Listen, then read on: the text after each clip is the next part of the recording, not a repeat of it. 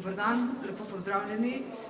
Ime mi je Đurđa Strsoglavec, sem z oddelka za slavistiko in na povabilo organizatorjev letošnjega sejma akademske knjige Liberak bi z vami delila recept za velikonočno orehovo potico. Šala, ne gre za to. Ta naslov, orehova potica v Vezirjevi palači, se nanaša na prevajanje kulturno-specifičnega besedja in sicer konkretno v dveh besedilih Iva Andrića. Ponavadi so na Liberaku na odru sta dva, torej moderator in njegov gost, moja gosta sta ta dva romana, torej moja prevoda v slovenščino romanov Travniška kronika in Most na Drini. In bi vam nekaj rekla o tem, kako sem bila kos prevajanju kulturno-specifičnega besedja, zakaj pa orehova potica tukaj omenjena in katera Vezirjeva palača, o tem pa malo pozneje. Bi pa sedaj malo najprej, kot je rado v navadi, malo teorije, pa potem malo prakse. Tisti v občinstvu, ki to že vse veste, boste pa slišali še enkrat, tisti v občinstvu, ki pa tega ne veste, boste pa slišali prvič, tako da prosim za razumevanje in ene in druge. To nista prva prevoda v slovenščino, romana sta že bila prevedena in sicer oba leta 1948. Travniško kroniko je v slovenščino prvič prevedel Severin Šali, Most na Drini pa Tone Potokar. Torej, kaj bi rekla na začetku, kaj se ponavadi reče, ko govorimo o kategorijah prevajanje in prevod. Največkrat slišimo, da je prevajanje oziroma prevod most med jeziki. Prosim vas tudi za razumevanje za mojo bolj tako mafijsko opravo. Svetloba od zunaj mi tako bije v oči, da če ne bi imela takole malo zaščitenih, ne bi videla nič. Potem, da je prevod oziroma prevajanje prenos oziroma prenašanje sporočila oziroma njegove vsebine iz enega izhodiščnega v drugi ciljni jezik. Ali pa da je prevod prenos informacij, vsebovanih v nekem besedilu in sočasno podajanje denotativne, označevalne in konotativne sopomenske vsebine nekega besedila s sredstvi nekega drugega jezika. O literarnem prevodu vedno slišimo, da je to prevod literarnega besedila z namenom včlanitve v ciljni literarni sistem, ki ustreza enakemu kakovostnemu razredu. In prevajalčeva osnovna naloga naj bi torej bila literarno delo prevesti tako, da bo tudi v ciljnem literarnem sistemu na bralca učinkovalo enako, kot je temu besedilu uspelo v izvirnem literarnem sistemu. In književni prevod je najpomembnejša oblika medkulturnega posredovanja. Torej gre za posredovanje ne samo med jezikoma, temveč med kulturama. Ker ima književni prevod dejavno vlogo v stikih in komunikacijah med različnimi kulturami, velja za najpomembnejši dejavnik medsebojnega vplivanja med nacionalnimi književnostmi.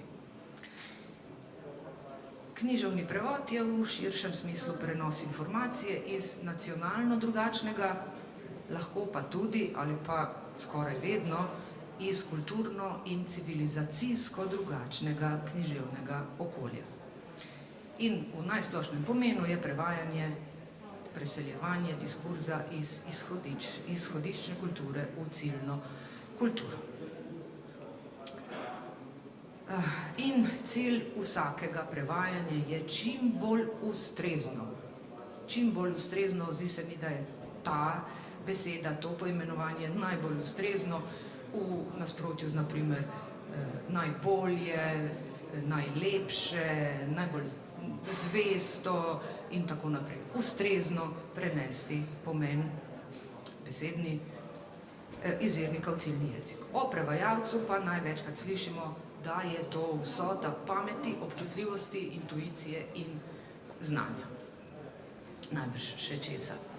In prevajalčeve profesionalne kompetence poskrbijo, da prevajalec ni le prenašalec pomenov med jeziki oziroma jezikoma, temveč tudi posredovalec med različnimi kulturami oziroma kulturama in oblikovalec besedil v skladu s konkretnimi jezikovnimi in zunajjezikovnimi okoliščinami.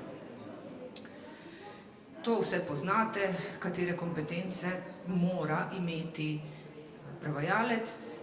Ta bi nas danes najbolj zanimala, torej ti dve, kompetenca na področju izhodišče kulture in kompetenca na področju ciljne kulture.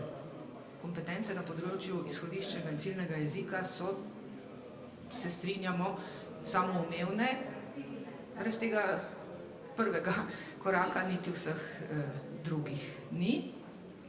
In velikokrat govorimo tudi pri prevajanju o občutku za jezik ali pa jezikovnem občutku, kar bi recimo lahko rekli, da je sposobnost neobremenjene presoje o pravilnosti rabe jezika, o naravnem ali prisiljenem, tujem ali tujkih v jeziku na vseh ravneh in hkrati tudi na vseh jezikovnih ravninah. Če vam tole pokažem, ali bi se strinjali, da je slovenski prevod Žganje je res da dobro, zrezek pa je pokvarjen, strinjali. Torej, najprej imamo v latinščini, kjer sta ključni besedi spiritus in caro, in potem imamo v angleščini, kjer sta ključni besedi spirit in flesh. Ali se strinjate, da ta sentenca pomeni Žganje je res da dobro, zrezek pa je pokvarjen. Če smo ravno pri orehovih poticah, hrani in tako naprej, zelo se bomo o hrani pogovarjali danes. Se strinjate? Nihče se ne strinja? Je kdo neodločen, ne ve, bi, morda ne bi? Ni, ne? Nemogoče, da bi ta spiritus tukaj in ta spirit pomenila Žganje in caro in flesh, da bi pomenila zrezek. Res gre tu za pomensko polje mesa. Ampak vemo, da gre za sentenco iz Matejevega evangelija. Duh je sicer voljan, a meso je slabotno, oziroma pri Dalmatinu duh je volan, a meso je šibko. Ampak lahko pa bi kdo menil, da gre za Žganje in za zrezek.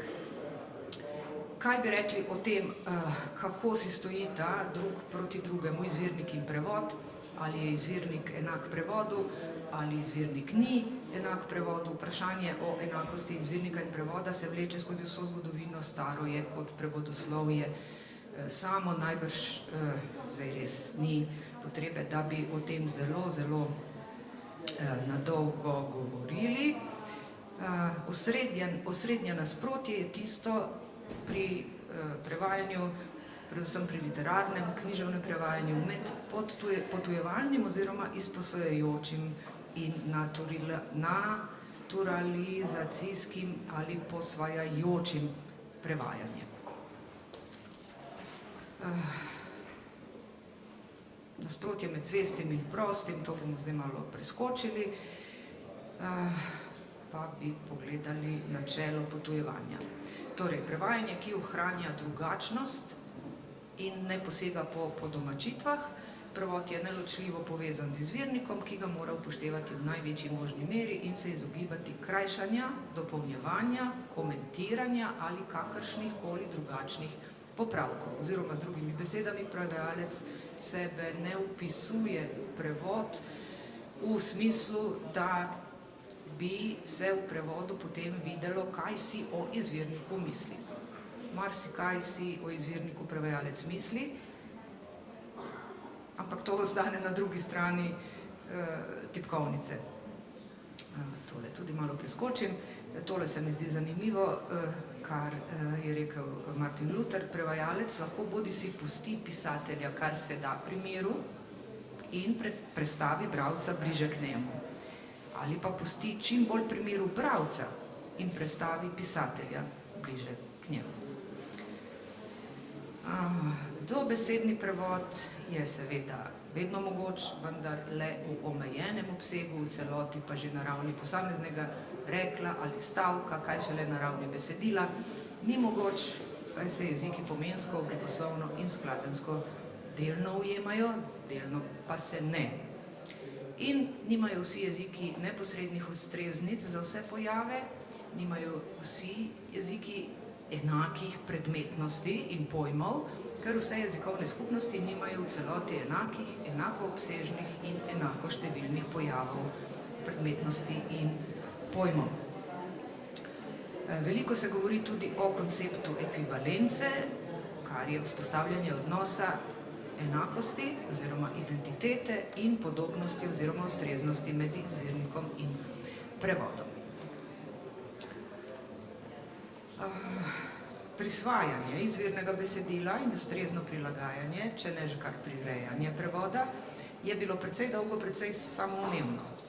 Na primer, prilagajanje po okusu prevajalca, ki se je po večini ujemal z okusom bralcev v ciljni kulturi. Velikokrat slišite, prevodi v angleščino, predvsem tisti, ki so objavljeni v Združenih državah Amerike, so povsem prirejeni, prilagojeni obzorju, kaj ne rečem, kompetenc tamkajšnjih bralcev. Tole malo preskočim. Tu imam primer, glede na to, da se ukvarjam z južnoslovanskim prostorom, da prevajam iz južnoslovanskih v južnoslovanske jezike. Imam tu primer, kako lahko dobesedni prevod ni ustrezen. Naprimer, očima sutražili još v nekem besedilu in če prevedemo, zdaj seveda nimamo konteksta, o tem malo pozneje, z očmi so iskali še, menim, da ta prevod ni uspel, zato ker ta tražiti ni vedno v slovenščini enako iskati. Lahko pomeni zahtevati ali pa prositi in ne nujno vedno iskati. Tu imam primer iz, kako naj rečem, iz prakse, in sicer kar nekaj let je že star, pred neko slovensko domačijo na Štajerskem. Očitno je nekdo prodajal med in je želel, da bi tudi tujci razumeli, ki se vozijo mimo, da lahko kupijo med, in je potem tam pisalo honey in cvišen.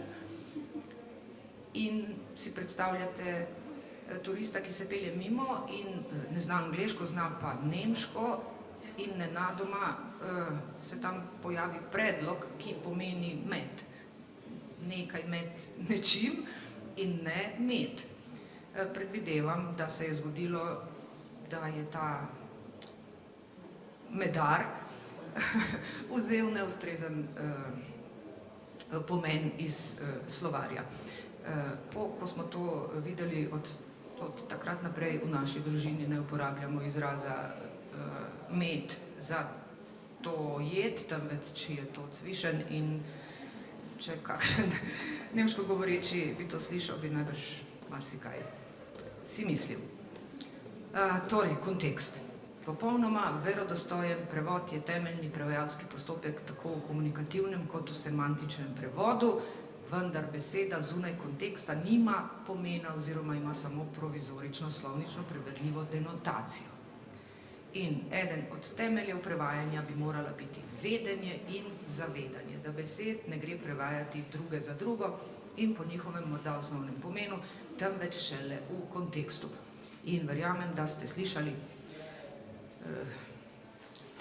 vic, pa ni vic, koliko prevajalcev je potrebnih, da se zamenja žarnica, odvisno od konteksta. Tukaj je kontekst, naprimer, da zadostuje ena prevajalka, ki ne vemo, na čem stoji. V tem kontekstu zadostuje ena prevajalka, ki stoji na stolu, in v tem kontekstu sta potrebni dve. Torej, koliko prevajalcev je potrebnih, da se zamenja žarnica, odvisno od konteksta. Kontekst je nekaj, brez česar zelo težko oziroma sploh ne moremo se pogovarjati o prevajanju. Palimpsestne prevode bomo sedaj preskočili in bi vas spomnila na prevodoslovca in prevajalca Štefana Weberja, ki govori o načelih ustreznosti prevoda in bi me danes predvsem tole načelo zanimalo, načelo ohranjanja slogovno-estetske kategorije, kjer Štefan Weber govori, da so to kategorije nacionalno specifičnega in uvršča mednje miselnost in nacionalno psihologijo, način komuniciranja, običaje zgodovinskega miljeja, nacionalni značaj in nacionalni kolorit. In to so najtežje pravi prevedljive kategorije izvirnika. Prevajati jih je treba tako, da bralec doživi iluzijo zgodovinskega in nacionalnega okolja izhodiščne kulture. V primeru teh dveh romanov gre za Travniška kronika tematizira kratko obdobje začetka 19. stoletja. Most na Drini pa tematizira malo daljše obdobje, skoraj 400 let, od začetka 16. stoletja do začetka Prve svetovne vojne. Travniška kronika je osredinjena predvsem, kar zadeva dogajalni prostor, na mesto Travnik v današnji Bosni in Hercegovini, v času, ko tam delujeta dva konzulata, in sicer francoski in avstrijski, sicer pa je to območje, ki sodi pod Otomansko cesarstvo. Most na Drini pa je osredinjen predvsem na območje Višegrada, tudi v današnji Bosni in Hercegovini, na prepihu zgodovine in kraljestev in cesarstev in drugih strašnih stvari v 400 letih. Če, na primer, pri prenosu nacionalne specifike danost, ki očitno pripada izhodiščni kulturi, nadomestimo z danostjo, tipično za kulturni kontekst ciljnega jezika, s tem upeljamo zlahka razumljivo naturalizacijo, ki pa znotraj preostalega tujega kolorita učinkuje kot tujek, zato s tem več izgubimo, kot dobimo. Ok, tole preskočim. Velikokrat govorimo tudi o tem, da mora biti prevajalec nevidna kategorija, ampak ne v tem smislu, da ne bi bil viden vsaj na naslovnici ali pa v kolofonu naveden, temveč da ne poberemo prevod, da ne prepoznamo, da gre za prevod. Največkrat prevajalca prepoznamo, če vpisuje svoje mnenje o izvirniku, kako pa lahko svoje mnenje vpisuje na najrazličnejše načine. Tu imam zdaj en primer, ki sicer ni iz prevoda, ampak je iz literarnega besedila, ki ga je napisal Goran Tribuson, hrvaški pisatelj, ki govori o, literarna oseba je pravnik, ki je od leta 1977 živel kot svobodni, kako se reče, svobodnjak, in je potem, ker je znal angleško, se z nekim založnikom dogovoril, da bo prevedel neki sodobni ameriški roman. In potem pravi, da ga je neumnost tega romana tako ga je živcirala in nervirala, da je vpisal svoje mnenje v prevod in je na 83. strani besedo yes prevedel kot ne. To pa je bil odgovor neke mladenke iz Severne Karoline na ženitno ponudbo oziroma na snubitev nekega tam nakormika. In ta prevedek je potem vse skupaj odpeljal nekam čisto drugam, skratka napisal je nekaj čisto novega. Seta se smeji, Seta, najbrž imaš sama tudi izkušnje, ko si marsikaj o izvirniku misliš in ostane na tej strani in ne vpisano v prevod. Velikokrat rečemo, kakršen izvirnik, takšen prevod. Ampak vedno v smislu odličen izvirnik, odličen prevod. Nikoli pa Izvirnik je slab in zato je tudi prevod slab.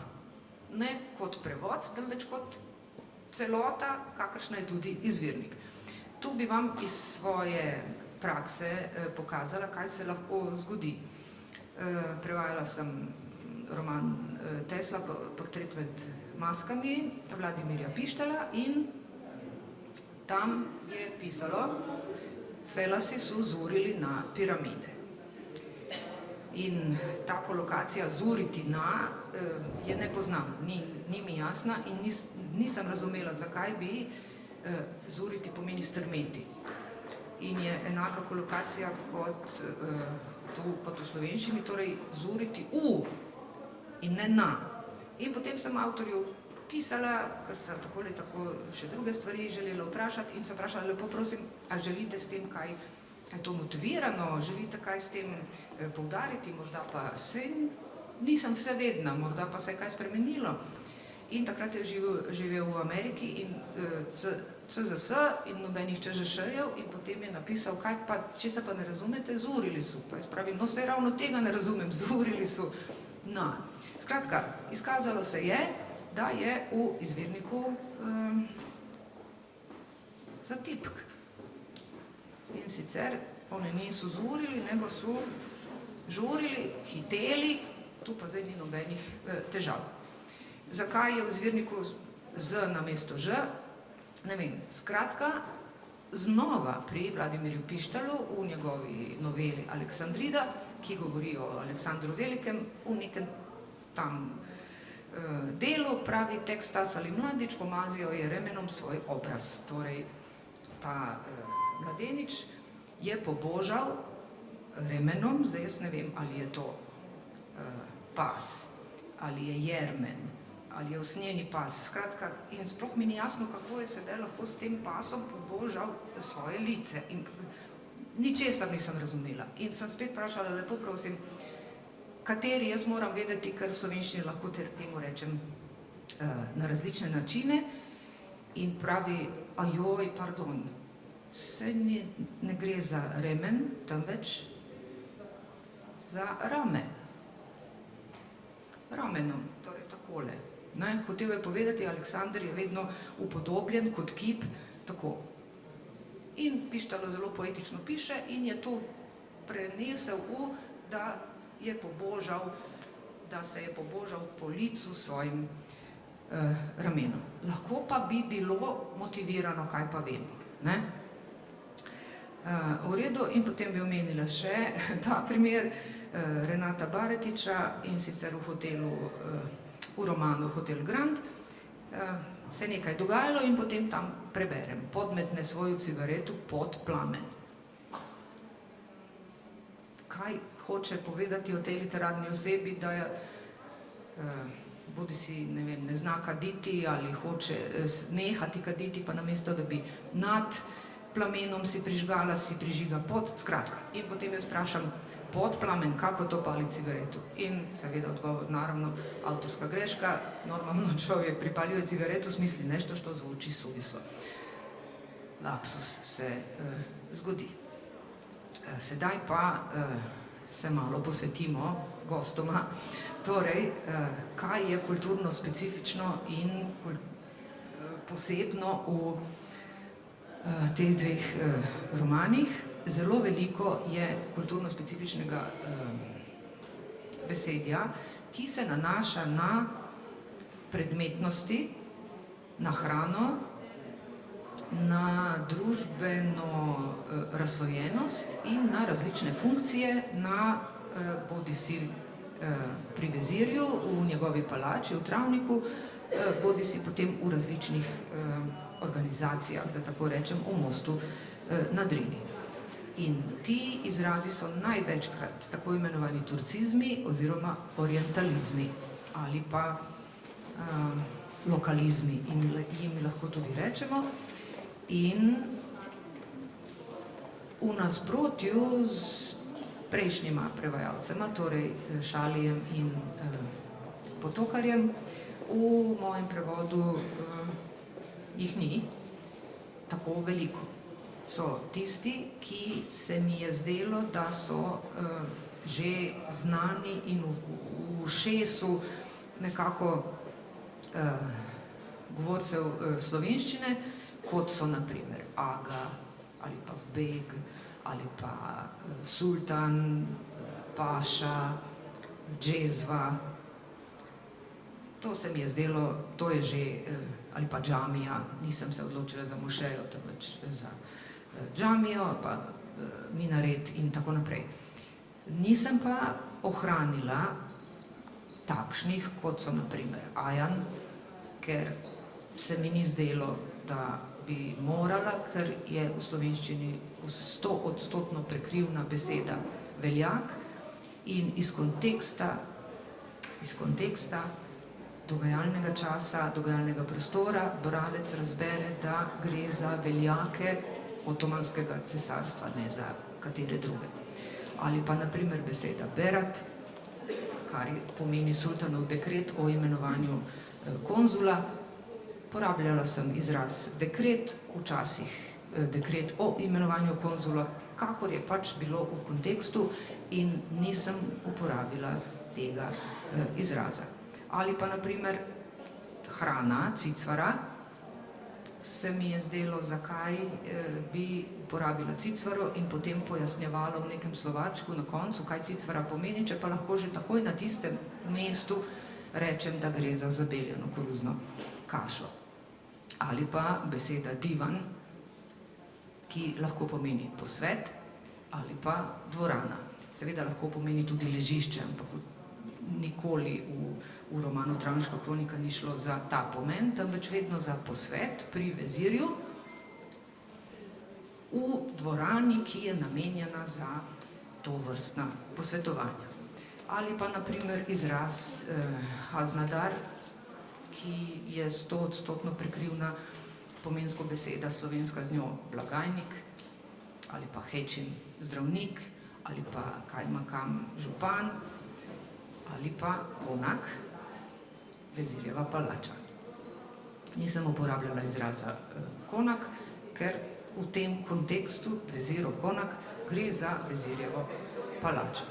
Ali pa na primer muhurdar, varuh pečata, ali pa teftedar, finančni sekretar, zulum, nasilje, ali pa alvat, družinska soba, angarija, garaštvo.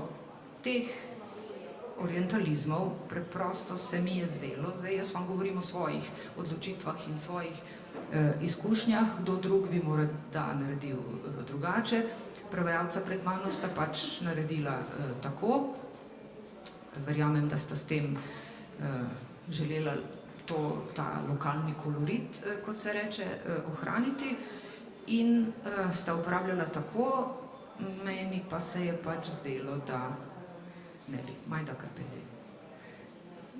Uživaj, hvala. Hvala. Zdaj bi pa malo na konkretnem primeru. Naprimer, kdaj pa sem ohranila izraz in zakaj sem ga, in sicer gre za izraz Muteveli, boste takoj videli. Torej, v Mostu na Drini pravi na nekem mestu kronist, tadašnji Mutevelija Vakufa Daud Hodža Mutevelić, jer svet ih je tako prozvao i to im je ostalo kao prezime, obraćao se na sve strane, ali odgovora nije dobijao. In pri Potokarju, takratni vakufski Mutevelija Daud Hodža Mutevelić, ljudje so jim namreč vzdeli to ime in jim je ostalo kot priimek, se je obračal na vse mogoče strani, to da odgovora ni dobil. In potem v slovarčku na koncu pri besedi Mutevelija, da gre, torej da je to upravitelj Vakufa, zadolžbine posestva. Pri meni pa tedanji Muteveli, upravitelj verskega sklada, zadečo zato, ker sem dodala torej s to prevajalsko rešitvijo, ki se ji reče razširitev, Daud Hodža Mutevelić, kajti ljudje so jih tako klicali in se je obdržalo kot priimek, je pisaril na vse strani, to da odgovorov ni bilo. Zato, ker se je ohranil izraz Mutevelič kot priimek, preprosto sem morala uporabiti izraz Muteveli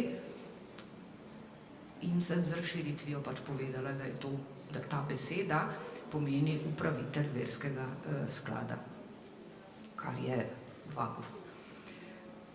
Sedaj pa poglejmo malo bolj zapleten primer, kjer bo tudi jasno, kaj dela Orehova potica v Vezirjevi palači. Torej, v Travniški kroniki je del, ko francoski konzul dobi drugega otroka, torej konzulka rodi in potem pridejo seveda vsi pomembneži na obisk in tudi vezir iz svoje palače pošlje nekaj daril.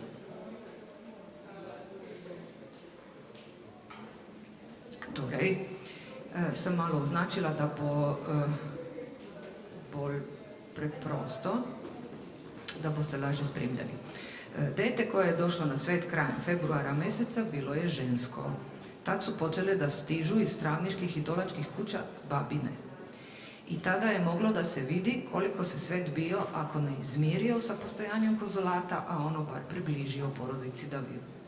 Dolazile su dolačke gazdarice, rumene, ušuškane u atlasli, čudijicama, krećući se lako i svečano kao patke na poledici. Za svakom od njih je oprezno gazio ozebao šegrt, kome su gorele uši i mrznuli se mosuri pod nosom, koje nije mogao da ubriše, jer je na ispruženim rukama pred sobom nosio umotane darove.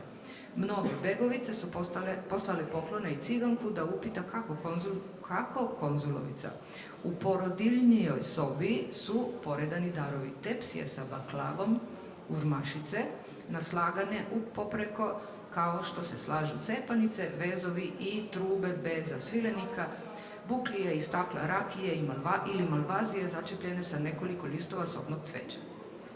Kar nekaj predmetnosti, ki je morda na prvi pogled neznana, torej predmetnost, ki je v ciljnem jeziku in ciljni kulturi ni.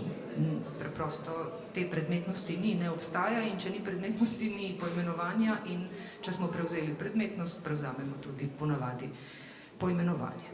In potem nadaljevanje, najveći i najljepši poklon o babinama došao je od vezira. To je bila ogromna tepsija demirlija, puna baklave, pokrivena prvo svilenim bezom, a zatim širokim komadom bledo-crvenog brokatskog tkiva iz bruse. Tepsiju je nosilo nekoliko momaka i pred njima je išao jedan od činovnika. Vezir je naredio da baklava mora biti u najvećoj demirliji koja postoji u konaku.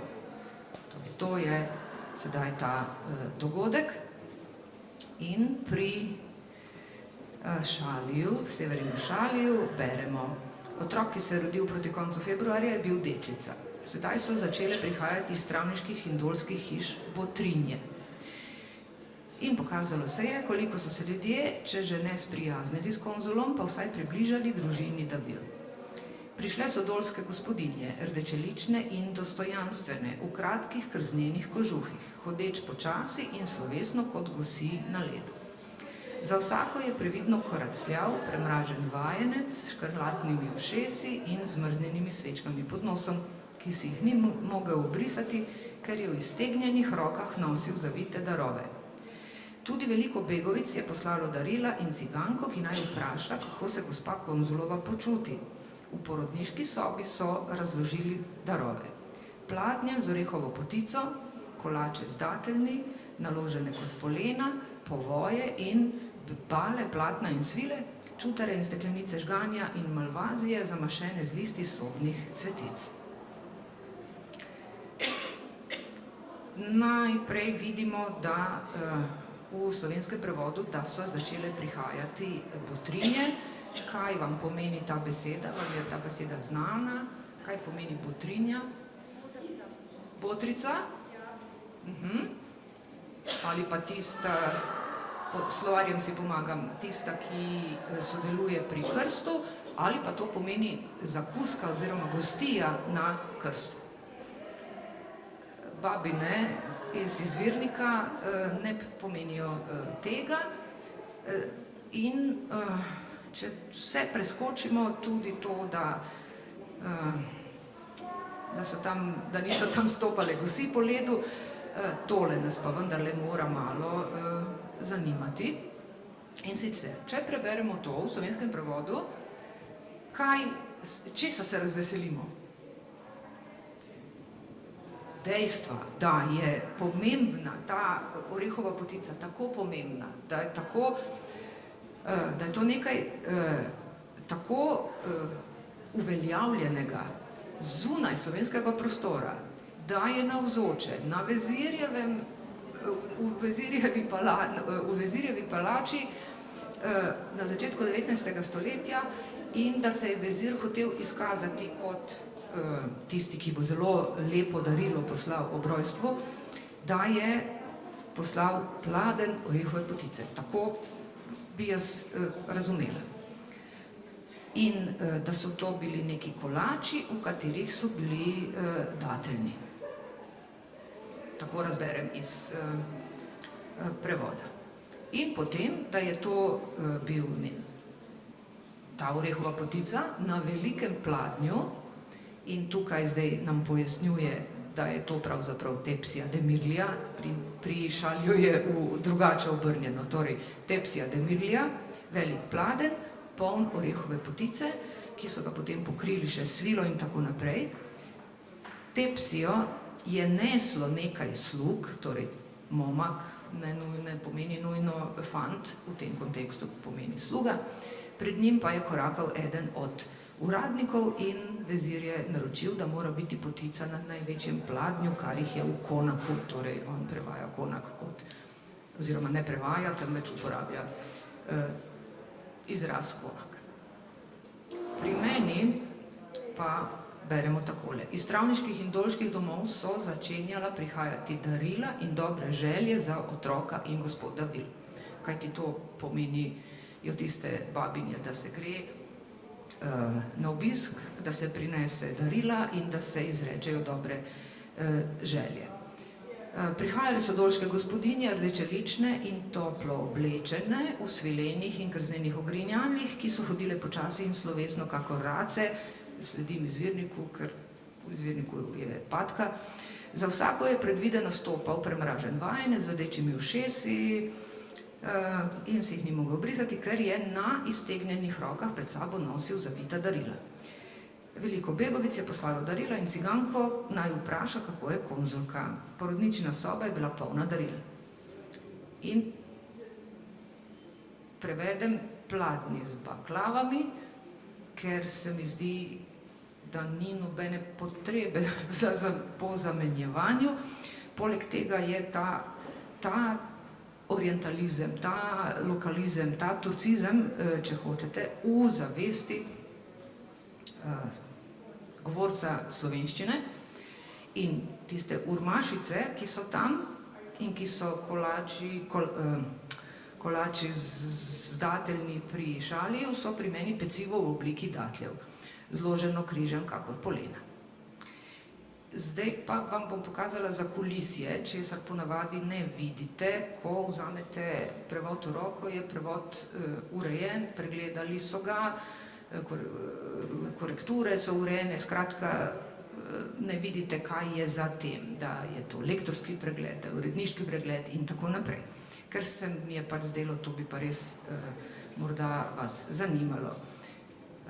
Urmašice sem torej prevedla kot pecivo v obliki datljev. Samo malo nadaj. In potem je lektorica to označila in predlagala.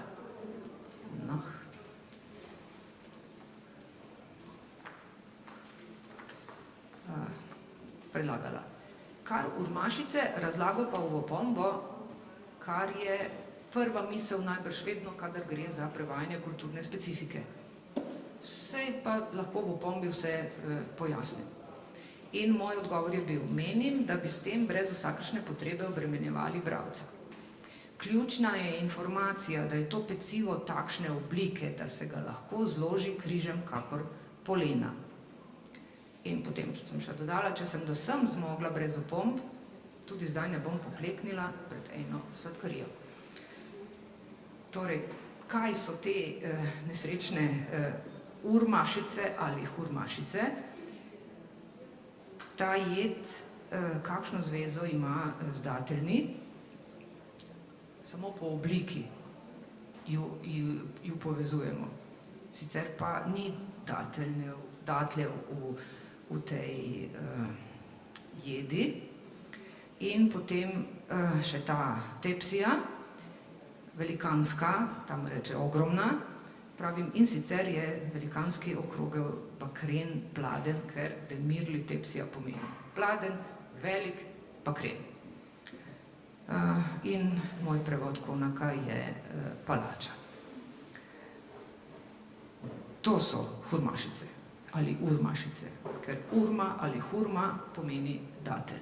Samo po obliki spominjajo. In jih potem lahko naložiš tako kot polena in zato sem se tako, res se mi ni zdelo, kaj bo bralec dobil od tega, da bo potem moral skočiti na opombo in brati in tudi kako naj to pojasnim in kaj naj pojasnim. Skratka, tako sem se odločila in nisem. Da pa bo bolj jasno, kaj je demirli tepsija, je pa tu primer, torej ta niti ni tako velik, ta je eden srednjih. In si predstavljate, da je nekaj slug neslo iz palače konzulu, takšen pladen, poln baklav, da je moral biti res, res velik. In potem je seveda vezirjev blagajnik negodoval oziroma zelo močno znorel, kaj se to pravi, takšne vredne stvari tam nekemu konzulu, nekemu brezvercu dajati in tako naprej. Aha, če rečem,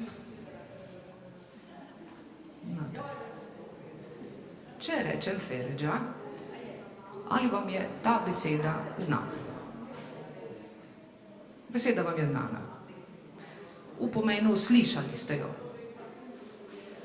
Ali vam je znana predmetnost?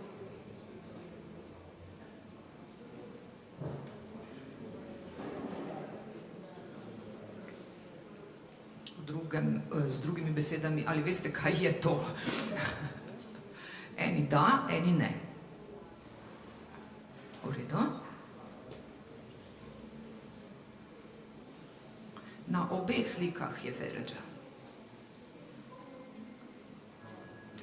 Feredža lahko pomeni vrhnje oblačilo, celotno oblačilo muslimanskih žensk. Ali pa samo, hotela sem najti tančico, ne vem kaj se, ali jaz ne znam več iskati, ali Google malo,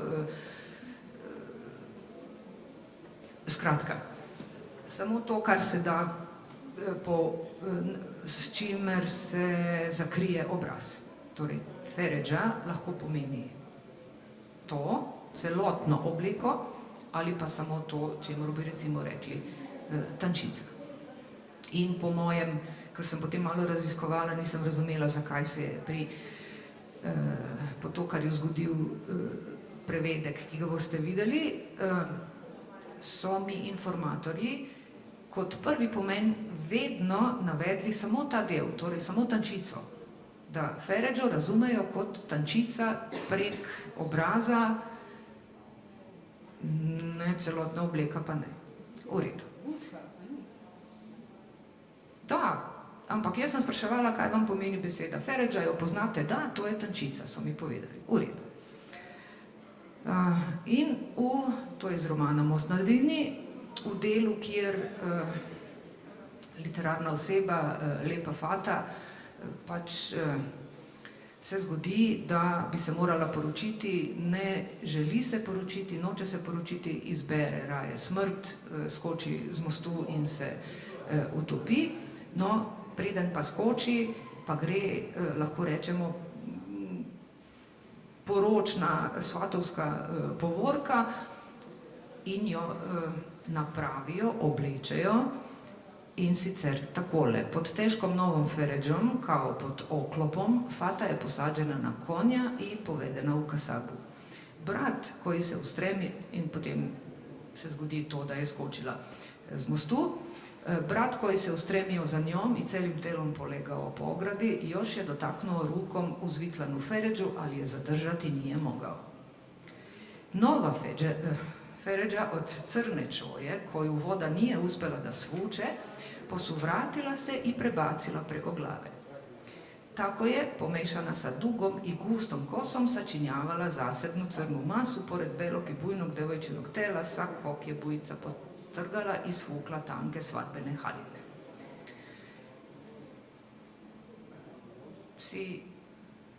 Ne vem, ali si predstavljate ali ne, poglejmo, kako je sedaj to prevedeno, kako je pri Potokarju. Fato v težki novi Feređi, služila ji je kakor oklep, so posadili na konja in odvedli v trg. Brat, ki se je pognal za njo in z vsem telesom legel na ograjo, se je še z roko dotaknil v vetru frfotajoče Feređe, zadržati pa dekleta ni več mogel. Nova Feređa iz črnega sukna, katero voda ni mogla sneti z obraza, se je zavihala in bila zapognjena čez glavo. Ker je bila zamešana v dolge in goste lase, se je videla kakor posebna črna snov ob belem in bujnem dekliškem telesu, s katerega je hudourna voda strgala in slekla tanko poročno obleko. Kaj si iz tega predstavljate? Za katero Feređo gre? Za tisto celotno oblačilo ali za tančico? Nova Feređa iz črnega suknja, katero voda ni mogla sneti z obraza.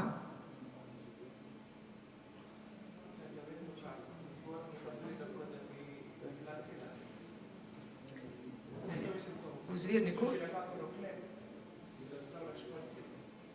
Sama tudi, ne?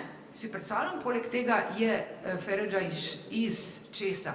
Iz črnega sukna, nekaj, kar je težko, kar je. In bila je, skratka, oblekli so jo tako. Jaz iz tega razberem, da je Potokar razumel, da gre za tančico, zato je tu dodal ta sneti z obraza. Sama sem razumela to Feređo v tistem pomenu celotne te oprave, torej zato sem prevedla to tako. Fato so v težki novi Feređi in spet dodam, dolgi vrhnji opravi, torej dolgi, ker to je ključno, kar se je tam potem zapletla, in da je vrhnja oprava, kakor v oklepu posadili na konja in jo odpeljali v trg, potem brat se je z roko dotaknil plapolajoče Feređe, ne frfotajoče, ker je to pretežka stvar, da bi frfotala, tudi to frfotanje me je napeljalo k sklepu, da je tukaj Potokar mislil, da gre za tančico. In nova Feređa iz črnega sukna, ki je voda ni mogla sleči, seveda, ker je sedaj jasno, da gre za celotno obleko, se je obrnila na robe in prekrila glavo, tako je prepletena z dolgimi in gostimi lasmi, oblikovala ločeno črno gmoto in seveda pod tem je imela tanko poročno obleko. Potem sem malo pogledala, kaj reče slovar, kaj pravi Fran. In kaj sem našla, da pri Feređi pravi v muslimanskem okolju tančica, s katero si muslimanke pokrivajo obraz. Torej prvi pomen je ta in drugi v nekdanjem, da je to nekdaj bilo dolgo, široko vrhnje oblačilo muslimank. V pravopisu pa je primer samo tančica pri muslimanski noši. To se morda sedaj zdi nepomembno, kaj pa je to samo eno je manjši del oblačila, drugo pa malo večji, je zelo pomembno. To je kulturna specifika in vse skupaj se tam spremeni, če gre samo za tančico. V redu. Najbrž poznate, verjamem, učbenik prevajanja Neumarka. zanimivo se mi zdi, meni, da je hrana kot del materialne kulture za mnoge najobčutljivejši in najpomembnejši izraz nacionalne kulture, izrazi za hrano pa se morajo podrediti najbolj raznolikim prevajalskim postopkom. S hrano je, kot veste, zna biti zelo zabavno. Če pogledamo samo besedo oziroma izraz burek, kako je z burekom v južnoslovanskem okolju. Ni vsak burek burek. V Sloveniji je čisto, kako ne rečem, nevtralno reči burek, potem pa dodati bodi si pridevnik, bodi si z desne strani, kako se reče, s sirom ali pa, ne vem, z mesom. Pardon? Prilastek, ali? Ne slišim. Prilastek. Tako. V drugih južnoslovanskih delih, naprimer v Bosni in Hercegovini, pa beseda burek pomeni samo eno. Testo in meso. Vsa druga testa in nadevi imajo druga poimenovanja, sploh niso bureki.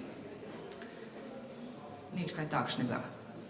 Včasih v literarnem besedilu res ni pomembno, ali gre za testo s sirom, ali za testo z mesom, ali za testo s špinačo in tako naprej. Pravim, včasih ni pomembno, včasih pa je zelo pomembno in to je kulturna specifika in kulturna razlika, ki jo moramo poznati. Ali pa tudi, če nismo prevajalci, če boste šli, zmišljujem si, v Sarajevo in boste rekli burek sa sirom, boste dobili testo z mesom in kos sira čez in ne boste smeli nič protestirati, ker ste dobili, kar ste naročili.